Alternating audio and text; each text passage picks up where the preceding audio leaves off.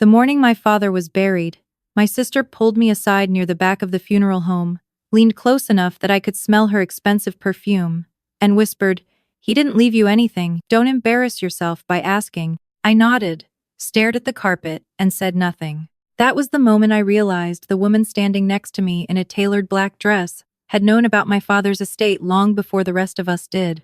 She just didn't know everything. My name is Claire. I'm 28 years old, and for most of my life, I was the daughter my family treated like a footnote. My older sister Diane was 6 years ahead of me, beautiful and magnetic in the way that made adults in a room forget there was anyone else present. My father adored her. My stepmother, who entered our lives when I was 4 years old after my biological mother passed away from cancer, treated Diane like her own flesh and bone, and treated me like a pleasant inconvenience she had agreed to house until I was old enough to leave on my own. I was a good student. I worked part-time through high school, paid for my own gas, bought my own school supplies by sophomore year, because asking for money always came with a lecture about how much it cost to raise a child who wasn't originally planned. I went to nursing school on a combination of loans and a small academic scholarship.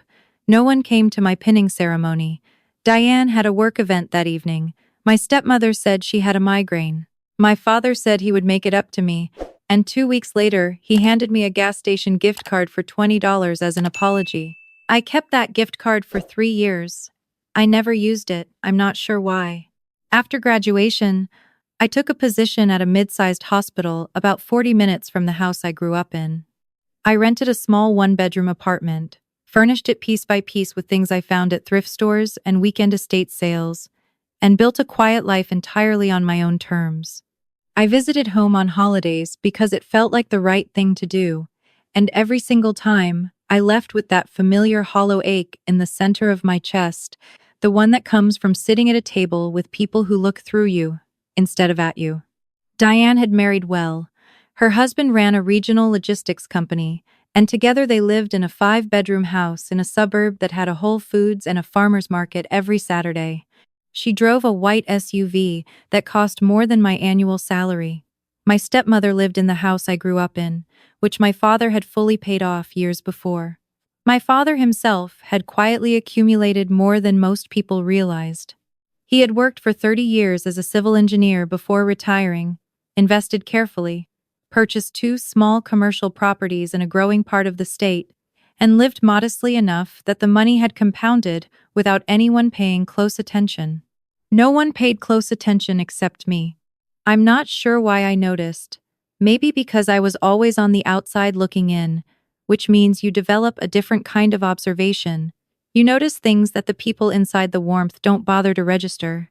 I knew my father wasn't wealthy in a flashy way, but I knew he wasn't struggling either. We never talked about it directly. The closest we ever came was once, about 2 years before he died, when he called me on a Tuesday evening, unprompted, and told me he was proud of how I had turned out. He said it quietly, like he was confessing something he had been holding for a long time. I didn't know what to say. I thanked him. We talked for 11 minutes and then he said he had to go.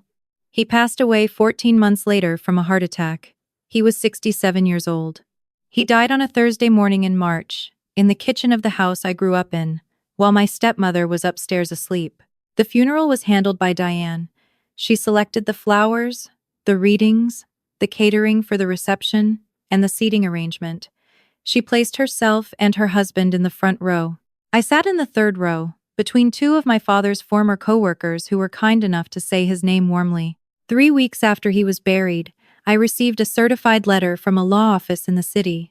My father had updated his will 14 months before he died, roughly 2 weeks after that Tuesday phone call. He had left both commercial properties and the majority of his liquid investments entirely to me. The total value, once probate was finalized, came to just over $31 million. I sat on my kitchen floor for a long time after reading that letter. The linoleum was cold through my scrubs. I pressed my back against the cabinet under the sink and read the letter 3 more times to make sure I understood the numbers correctly. My father had seen me. He had seen me the whole time. I called the attorney's office the following morning and asked them to keep the matter as quiet as possible through the probate process. The attorney, A careful and methodical man named Gerald explained that estate probate in our state is a matter of public record once filed with the court, but that he would proceed as efficiently as possible to minimize the window of exposure. He estimated the process would take approximately 3 to 4 months. It took 11 weeks. On a Wednesday in late July, I received confirmation that the transfer was complete. I spent that evening on my couch eating leftover soup, watching nothing in particular on television, feeling something I couldn't immediately name. It wasn't happiness exactly. It was more like the particular sensation of a knot you've carried in your shoulders for so long you forgot it was there, suddenly releasing. I woke up the next morning at 6:15 to my phone sitting face up on my nightstand, the screen lit with notifications. 127 missed calls. 49 were from Diane's number, 32 from my stepmother. The remainder came from numbers I recognized in pieces. Diane's husband, my stepmother's sister, a cousin I hadn't spoken to in 4 years, and 2 numbers I didn't recognize at all. I set the phone face down and made coffee. I want to be precise about what happened next, because I think precision matters when someone tries to rewrite history later. I did not call any of them back that morning. I showered, dressed, drove to work, and administered medications and care to 7 patients across a 12-hour shift. My phone buzzed in my locker the entire day. At 11 that night, I drove home, ate a peanut butter sandwich, and went to sleep. The following morning, I had 14 new voicemails. The first was from Diane, her voice smooth and measured in the way she always used when she wanted something significant. She said she had heard some news and wanted to talk, that family needs to communicate openly, that she hoped I was doing well. The second message was the same Diane, 40 minutes later, less smooth. She said she had some concerns about the estate process and felt that certain decisions may not have reflected my father's true intentions at the end of his life. The third message was my stepmother, crying quietly in a way that she had perfected over the years, saying that she was devastated, that she had expected to be taken care of, that she didn't know how she was going to manage the house. I sat in my car in the parking lot of my apartment complex and listened to all 14 messages without blinking. There it was. The architecture of it laid out so plainly. They had known about the estate because probate records are public, exactly as Gerald had told me they would be. Someone and I strongly suspected it was Diane's husband with his background in business administration had thought to check. They had seen the numbers. And within less than 24 hours of my receiving confirmation, every person in my family who had ever looked past me at a dinner table had suddenly, urgently needed to hear my voice. I thought about Diane at the funeral, leaning into my ear. He didn't leave you anything. She had known there was an estate. She had assumed she was in it. She had wanted to manage my expectations before I embarrassed myself. What she had not known was that he had changed the will. What she had not known was that the footnote had become the whole story. I did not respond to any of the calls or voicemails that week. On a Sunday evening, 11 days after the missed calls began, my phone rang with Diane's number, and I picked up. She started warmly. She asked how I was holding up. She said she had been thinking about me a lot since the estate was finalized. She said that Dad would have wanted us to handle things together as a family, that she hoped we could find a way to make sure everyone was taken care of, that she didn't want there to be any tension between us. I asked her what she meant by everyone. She shifted. She said that she and her husband had been dealing with some financial pressure lately, some challenges with the logistics company, some investment decisions that hadn't worked out as planned. She said it was nothing catastrophic, but that a loan, something modest, just enough to stabilize things, would mean the world, and she would pay it back in full, she promised. I asked her if she remembered the Tuesday before my nursing pinning ceremony. There was a pause. I told her I remembered it clearly. I had called her to confirm she was coming. She had told me she would be there. She had not come. She had sent me a text the next morning that said congrats with a small balloon emoji. I told her I had framed that text in my mind for years, not because it was a good memory, but because it was an honest one. It told me exactly where I stood. She said that was a long time ago. I told her I didn't have anything for her, and I wished her well, and I ended the call. What I did not know yet was that Diane had already taken steps beyond a phone call. In the weeks following probate, she had quietly hired an attorney of her own, a sharp-elbowed estate litigator who had filed a formal challenge to the will on the grounds that my father had allegedly lacked full mental capacity at the time of the amendment. Her argument rested on the claim that his physician had noted early signs of cognitive decline approximately 8 months before the updated will was drafted. Gerald called me on a Thursday morning to tell me about the filing. He sounded calm, which I found reassuring. I asked him what we had. He told me that my father had been extraordinarily thorough. 2 weeks after making the amendment, my father had undergone a comprehensive neurological evaluation at his own request. He had also made a video recording with Gerald present, in which he clearly and articulately explained his decision to leave his estate to me, citing specific examples of my character and the nature of our relationship. He had also kept a personal journal over the final year of his life, which Gerald had been entrusted to retain, and which documented his reasoning and state of mind in detail. My father had anticipated this. He had known his family. He had protected me from beyond the conversation we never fully had. The legal challenge lasted 4 months. I did not reach out to Diane during that period. I did not respond to my stepmother's continued messages. I showed up to every deposition required of me with Gerald at my side, answered every question truthfully, and let the documentation do the rest of the work. On a gray November afternoon, Diane's attorney withdrew the challenge.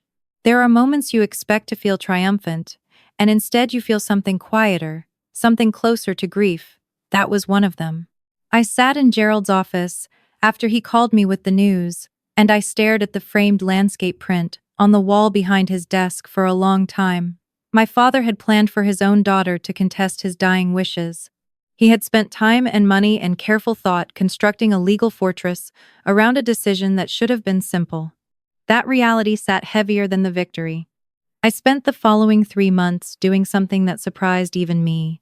I did nothing extravagant. I did not buy a house or a car or take a vacation. I stayed in my one-bedroom apartment and went to work and ate soup, and thought very carefully about what I actually wanted my life to look like.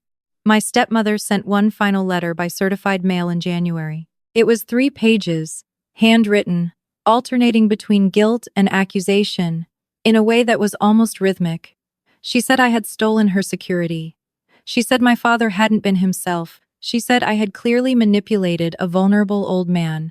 She said that after everything she had done to raise me, the least I owed her was something, anything, a token of basic human decency. I read the letter twice. I filed it in a folder in my documents cabinet. I did not reply. My stepmother still lives in the house I grew up in. The house was not part of my father's estate. It had been transferred into joint ownership with her years before he died, and it remained hers entirely. I did not contest that. She had a roof over her head and a paid-off home in a decent neighborhood. What she wanted from me was not survival. What she wanted was the life she had expected, the comfort she had assumed would simply arrive, the reward she believed she had earned by decades of passive presence.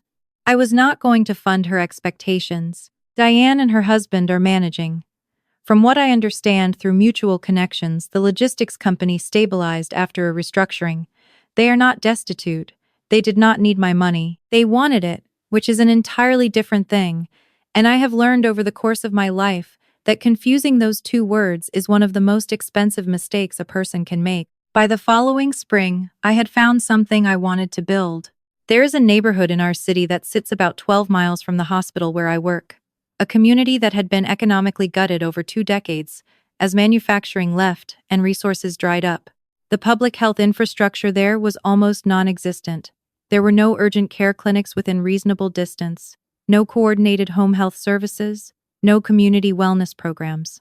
The nearest emergency room was a 40-minute drive on a bus route that stopped running at 9 in the evening. I had worked with patients from that neighborhood for years. I knew their names.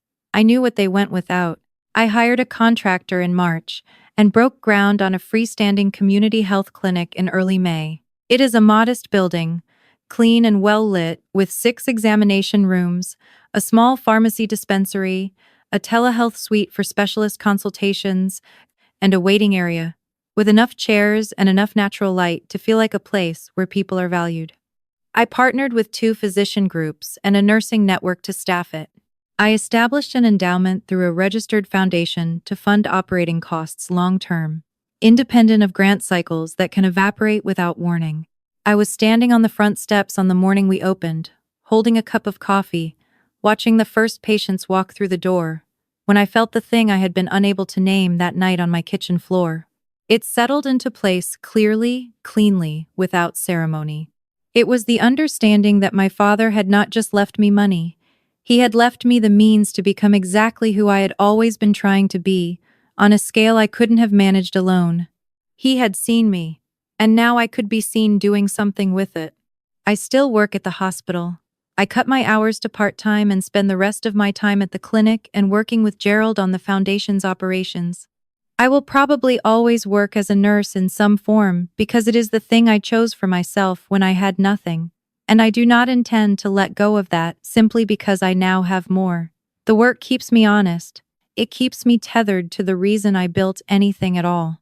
I haven't spoken to my sister since the phone call where I declined the loan. I haven't spoken to my stepmother since before the estate challenge was withdrawn. That silence used to feel like a wound.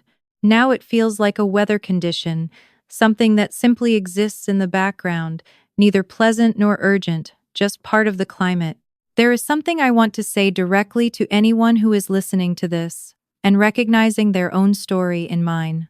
Being overlooked is not the same as being invisible. People who overlook you are making a choice, and that choice is about their own limitations, their own priorities, their own failure to look carefully at what is in front of them. It is not a verdict on your value. It never was. When you grow up as the one who is passed over, you learn to build your own infrastructure. You learn how to survive without validation, because the validation is never coming. You learn how to assess a situation clearly, because no one is going to do it for you. You learn how to keep going on a Tuesday when no one shows up to celebrate you, because you have been keeping yourself going on quiet Tuesdays your entire life. My family taught me those things. They did not intend to. They thought they were managing their lives in a way that did not require much thought about mine. But the cumulative effect of being placed outside the circle for 28 years is that you develop a very particular kind of competence. You become, without any fanfare, completely and entirely self-sufficient. The moment I stopped waiting for them to recognize what I was worth was the moment I stopped needing them to. I am not saying forgiveness is the wrong path. I am saying it is not the only path, and it is not a requirement for your own healing. What I required was clarity. I required the honest acknowledgement that these people, my sister, my stepmother, the family members who materialized out of thin air the moment a number appeared in a public record, had related to me as a resource, not as a person, not as someone worth protecting or celebrating or showing up for, but as a figure in a margin that might someday be useful. When I declined to be useful in the way they had anticipated, they called it cruelty. I called it a boundary. And I called it something else too, privately, in the early mornings when I drive to the clinic before anyone else arrives, when the parking lot is empty and the building is quiet and the coffee is still hot. I called it freedom, the specific, hard-won, completely irreversible freedom of a person who no longer needs permission to take up space in her own life.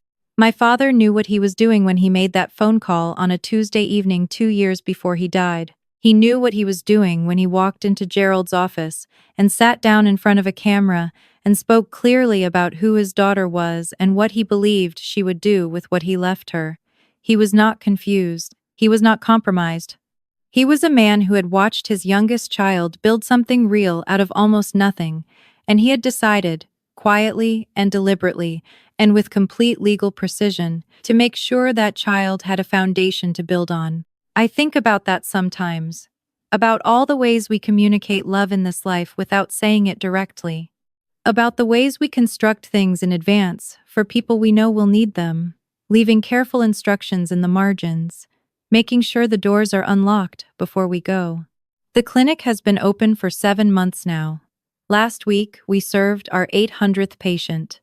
A woman came in on Thursday afternoon with her 2 children, a 6-year-old and a 4-year-old, for child visits they had been unable to access for over 2 years because of transportation and cost, and the thousand other reasons people in that neighborhood go without. She sat in the waiting room with those two kids climbing on her, and she looked around at the chairs and the light and the cleanliness of the place, and she asked me if this was really free. I told her it was really free. She was quiet for a moment. Then she said, "Someone must love this community a whole lot." I thought about my father. I thought about the Tuesday phone call. I thought about the gas station gift card I never used, still sitting in the drawer of my nightstand, a relic from a man who was trying his best in the only language he had available at the time. I told her yes, someone did. If you have ever been made to feel like a burden in the family you were born into, I want you to hear this clearly. The people who cast you aside were not accurately measuring your worth. They were measuring their own fear, their own smallness, their own inability to make room for someone who might eventually outgrow the space they assigned you. Let them have that measurement. It belongs to them. You are not the margin note. You are the whole document. Have you ever been written off by someone who later came back when they needed something from you? Tell me your story in the comments below. And if this reached you today, subscribe to join our community. We are building something here together, and you are not in the margins. You never were.